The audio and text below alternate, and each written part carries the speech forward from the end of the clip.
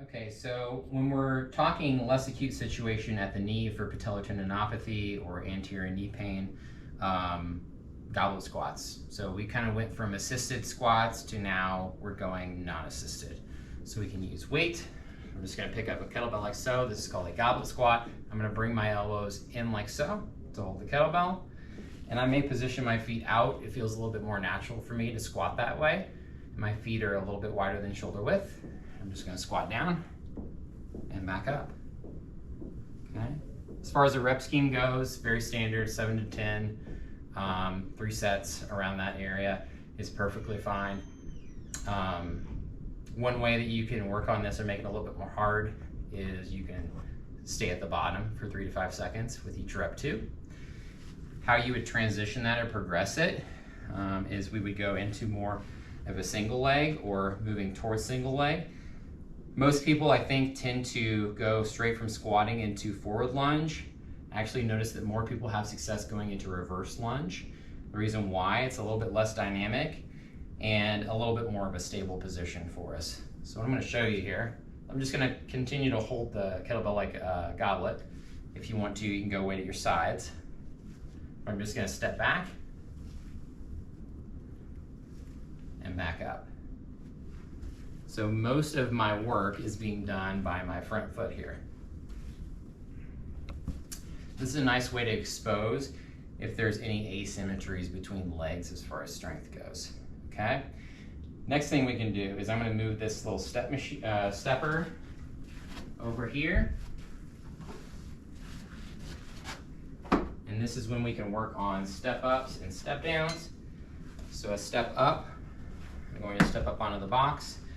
Most people, I feel, tend to use their momentum to get up. I want you to see, can you, from a dead stop, come straight up, okay? So from the front, it's gonna look like this here.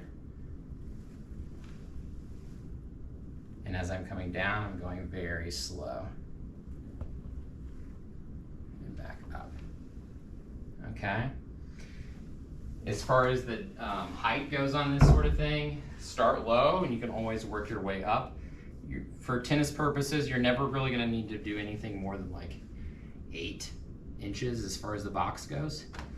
I would say, honestly, one of the best things to transition to from that would be this next one. We're gonna do what's called a lateral step down. So it's a single leg drill. You can go hands here. I can use my hands for balance if I want to. But what you're gonna do is we're gonna drop straight down, tap the foot, push up, and come up. This is very much a balance drill as much as it is a huge hip drill. So I may do 10 here, just tapping my foot and coming right back up. Okay? And the last one we're gonna do, I'll move this out of the way, and we're gonna look at what's called a lateral lunge. Essentially what that is I'm gonna take, I can hold a kettlebell like so. I can also hold a kettlebell in my outside hand. I'm gonna be stepping this way and going into a lateral lunge. So it's gonna look like this. Sitting my hips back towards this wall behind me and up. Here, up. This is another really good drill to load your lateral hips, which have a ton of control with the knee. Okay, again, 7 to 10 reps.